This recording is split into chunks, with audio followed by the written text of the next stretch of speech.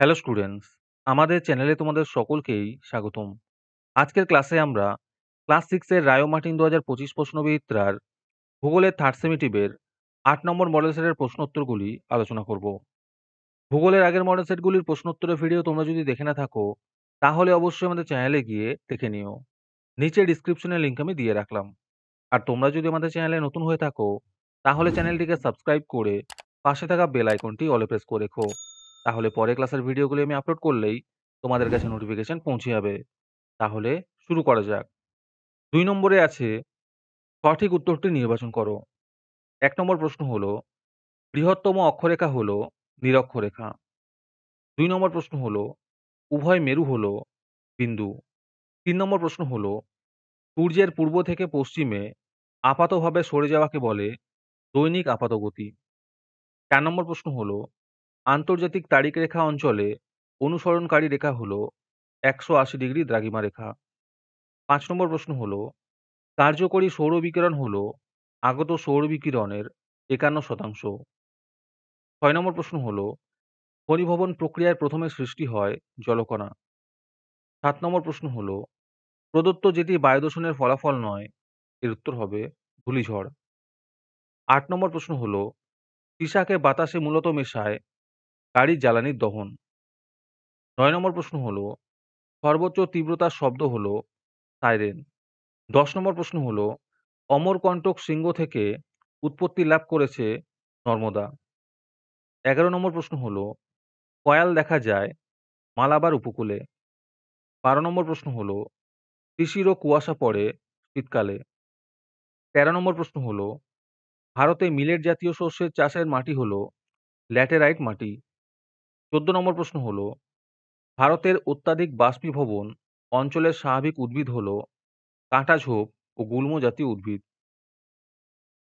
১৫ নম্বর প্রশ্ন হলো, সব ধরনের খাদ্যশস্য উৎপাদক রাজ্য হলো উত্তরপ্রদেশ। ১৬ নম্বর প্রশ্ন হলো, পাট চাষ ভালো হয় পলি মাটিতে।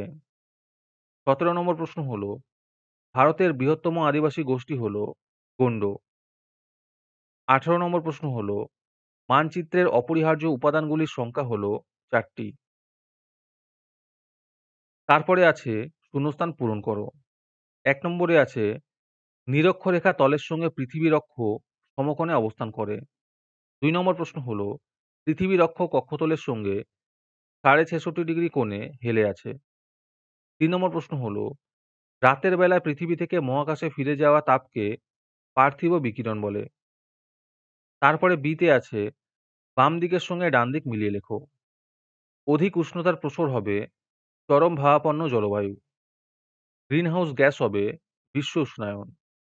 সর্বনিম্ন তীব্রতাযুক্ত শব্দ হবে শুনতে পাওয়া শব্দ। তারপরে সিতে আছে, নিম্নলিখিত বিবৃতিগুলি শুদ্ধ বা অশুদ্ধ লেখো।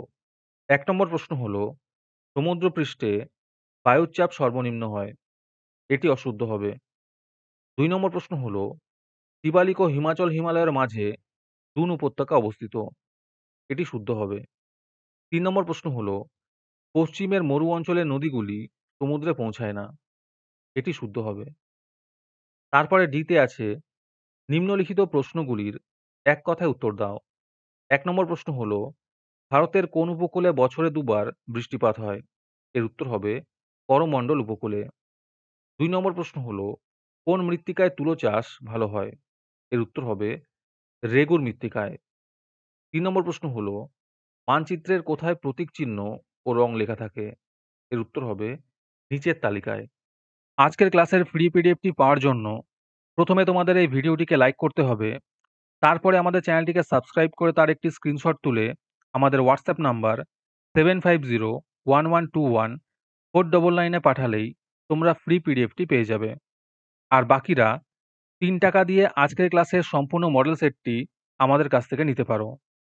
তারপরে ৪ নম্বরে আছে, নিম্নলিখিত প্রশ্নগুলির সংক্ষিপ্ত উত্তর দাও। এই প্রশ্নের উত্তরগুলি আমি তোমাদের দেখিয়ে দিচ্ছি। তোমরা দেখে দেখে নোট ডাউন করে নিও। ১ নম্বর প্রশ্ন হলো, মহাবৃত্ত কাকে বলে?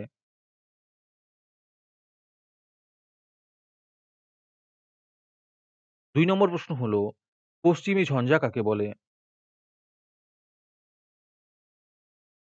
৩ নম্বর প্রশ্ন হলো, শব্দদূষণ রোধ করার ২ টি পদ্ধতি উল্লেখ করো। ৪ নম্বর প্রশ্ন হলো, আদিবাসী বলতে কাদের বোঝায়?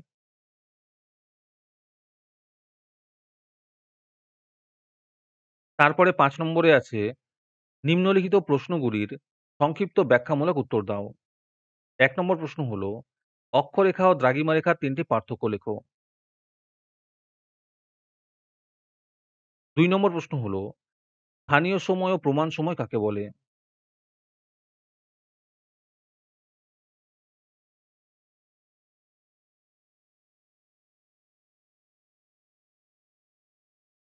৩ নম্বর প্রশ্ন হলো, মেঘাচ্ছন্নতা আবহাওয়া মানচিত্রে কিভাবে দেখানো হয়?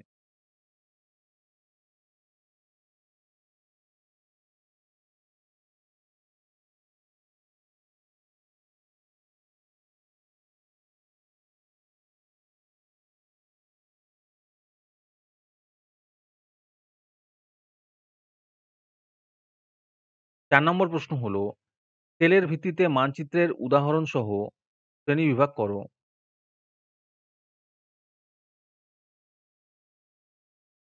তারপরে ৬ নম্বরে আছে, নিচের প্রশ্নগুলির ব্যাখ্যামূলক উত্তর দাও।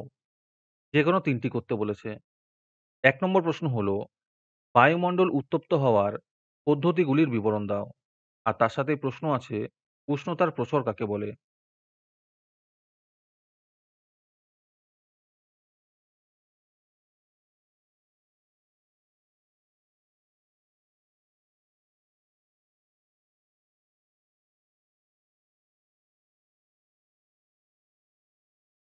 ২ নম্বর প্রশ্ন হলো, ভূপ্রাকৃতিক বৈচিত্র্যতা অনুসারে ভারতের ভূপ্রাকৃতিক শ্রেণীবিভাগ করো। যেকোনো একটি বিভাগের বৈশিষ্ট্য লেখো।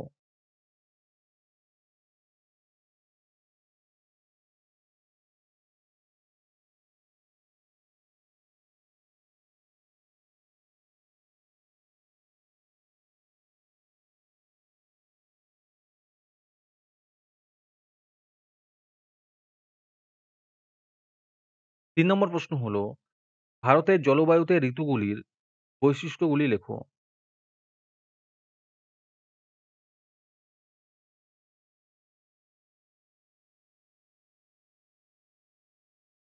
৪ নম্বর প্রশ্ন হলো, ভারতের মৃত্তিকার শ্রেণীবিভাগ করো। যেকোনো ২ টি মৃত্তিকার সংক্ষিপ্ত বিবরণ দাও।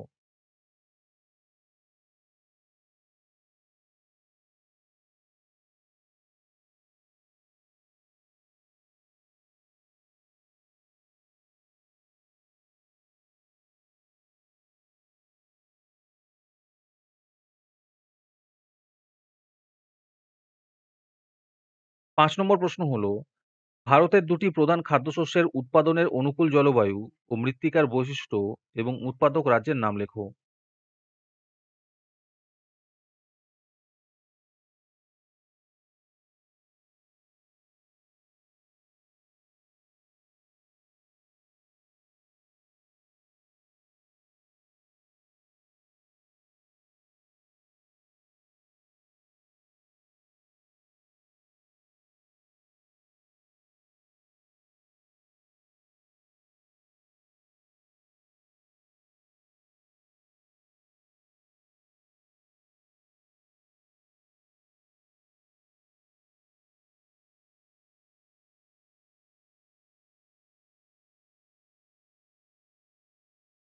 'আজকের ক্লাসটি তোমাদের ভালো লেগে থাকলে ভিডিওটিকে লাইক এবং চ্যানেলটিকে সাবস্ক্রাইব করে দিও।